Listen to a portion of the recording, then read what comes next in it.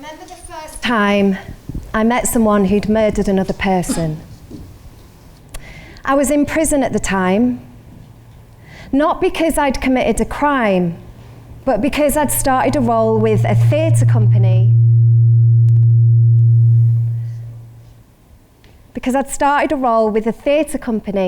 Working in criminal justice and social welfare settings. We'd gone into a male prison to deliver a piece of issue-based theatre, followed by a discussion with the men afterwards. And that's when we met. He shared with me that he was serving a life sentence for murder, and that he really appreciated watching the performance and having the opportunity to reflect. Here's what struck me most when I left that day. If I was to describe him to you now, I'd say he was, well, normal.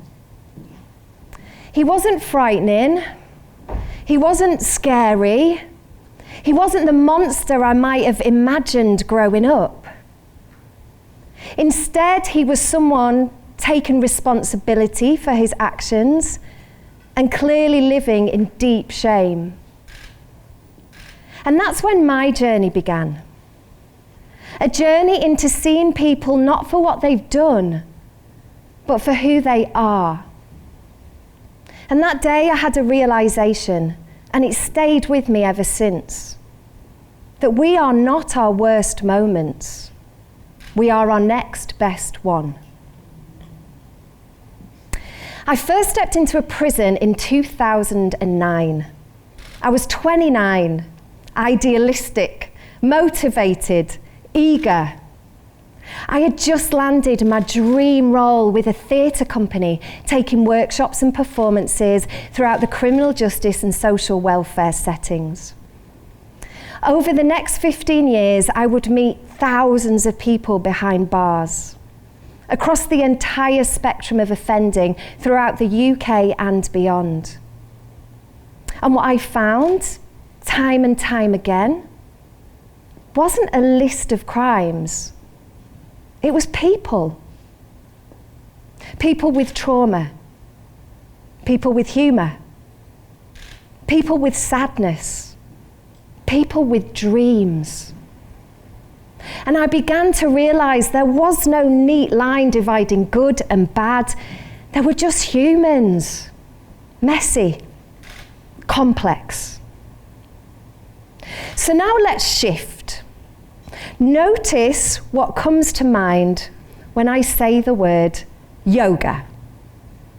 Funky leggings, spiritual gurus, tight hamstrings, maybe guilt, I should do more, maybe peace. I was never a natural yogi.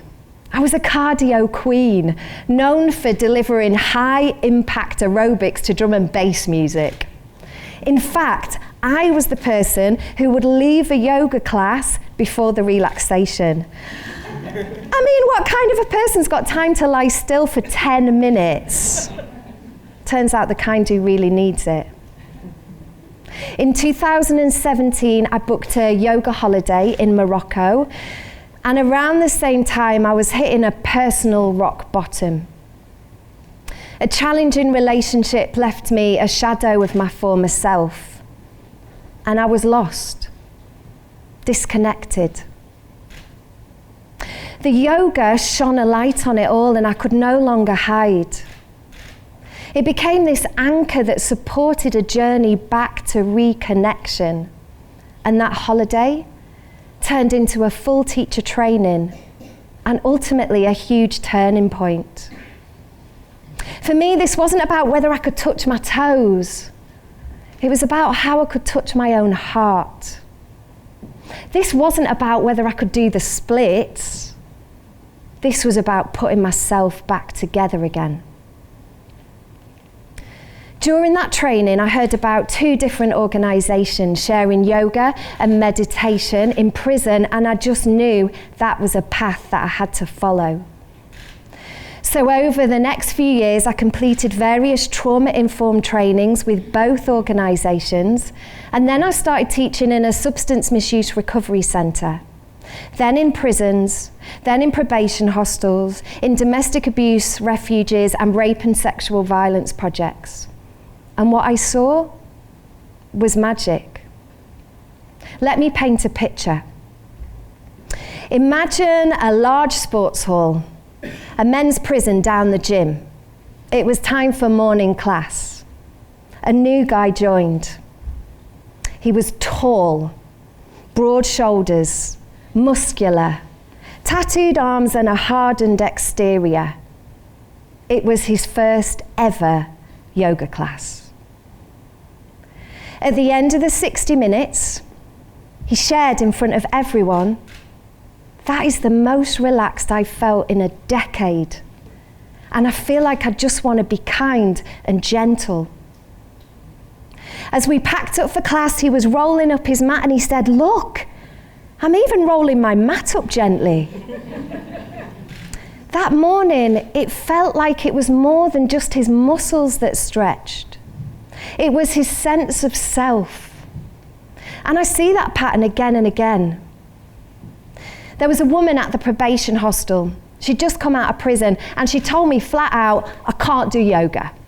She'd had a hip replacement, chronic pain, various injuries and decades of reasons why movement was not for her. So instead we just sat on the sofas in the lounge and we just had a chat about yoga. The next week she came back. So we did a little practice in the chair, a little movement, breath, relaxation.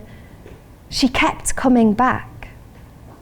We moved the practice onto the mat, and over time her body was adjusting to the practice. And then one day, she did a downward dog.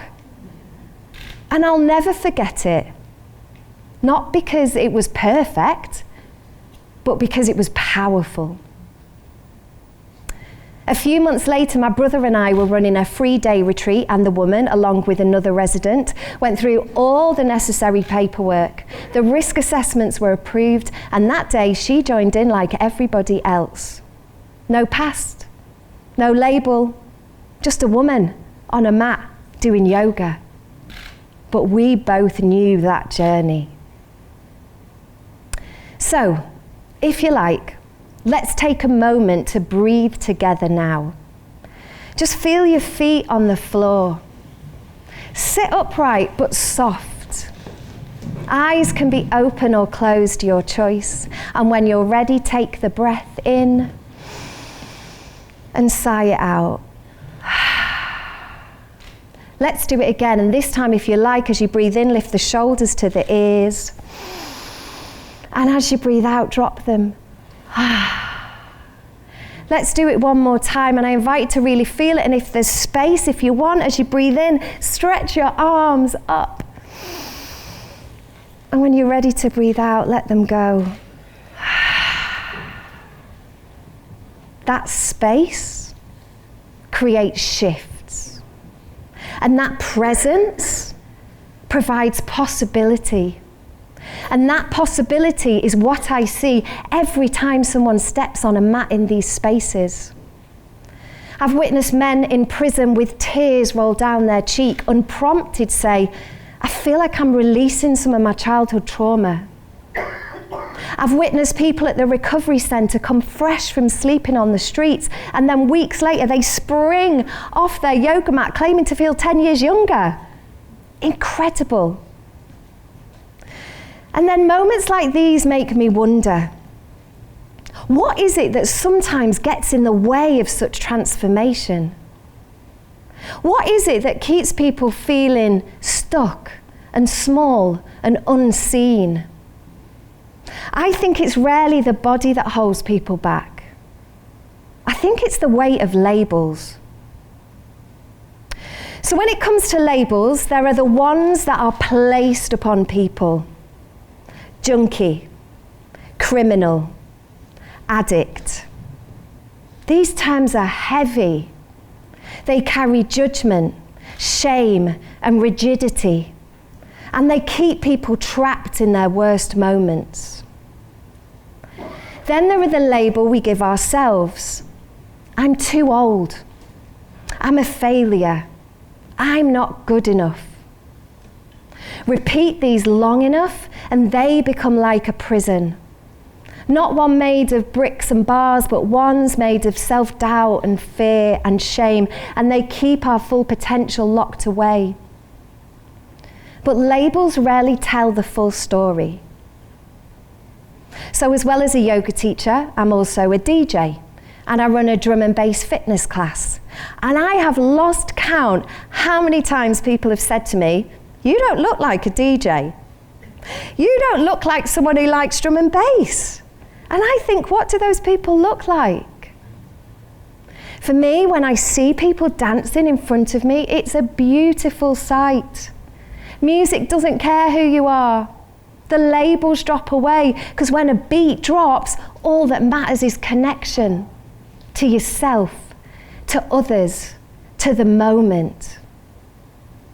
We are all stories, every one of us, and sometimes all we see of one another is just one page, but there's always more. Everyone I've worked with, they're more than their labels. They are people, sometimes with complex histories, often with untapped potential, and always with a light. Labels keep people stuck, but stretching beyond them, that's where the freedom is. Because remember, we are not our worst moments. We are our next best one. Now, my final story is sadly such a familiar sight. There's a man who sits outside my local supermarket, and his cheeks are sunken. His teeth are on the way out. But I know his story. I know that he left prison as a young man with huge potential, and he got himself a job, and he got himself a partner, and one day he announced to me with absolute joy, "We're having a baby." But I know that they lost their baby, and the substances numbed the pain, and everything unravelled, and he was on the streets. Yet whenever I see him, and I don't know how he does it, but he still shines his light. So for me, this isn't just about moving. This is a movement. If after a yoga class someone is less likely to want to hurt themselves or somebody else, that matters. If it means someone in prison having a better phone call with their kid, their parent, their partner, that matters. If it inspires someone to want to try something new when they're released, that matters. Because at the heart of all this is a simple hope: to reduce harm and to reduce the number of victims. Most people serving time are coming back out, so which version do we want to meet? And if all this sounds like a treat, I'd say it's an effective treatment. It's not a magic wand, there are no quick fixes, but these are tools, powerful tools that can support a person's process of change. And the catalyst for that can come in a number of ways. For me, stepping on the mat, that was the doorway. But for you, it might be writing, running, nature, theatre. The point isn't yoga. The point is stretching beyond the labels. And that work, it's for all of us, because that's an inside job. So I ask, as you leave today, notice the labels, the ones you place on others and the ones you place on yourself, and ask, how can I stretch beyond them? Oh, and the man at the start, the one with the life sentence, we bumped into each other in another prison years later, and we both remembered that first encounter. And that was enough. Because sometimes the most human thing we can offer is to truly see one another. Because remember, we are not our worst moments. We are our next best one. I'd like to close this the way I close my classes, by saying, I see your light and I bow to it. Thank you.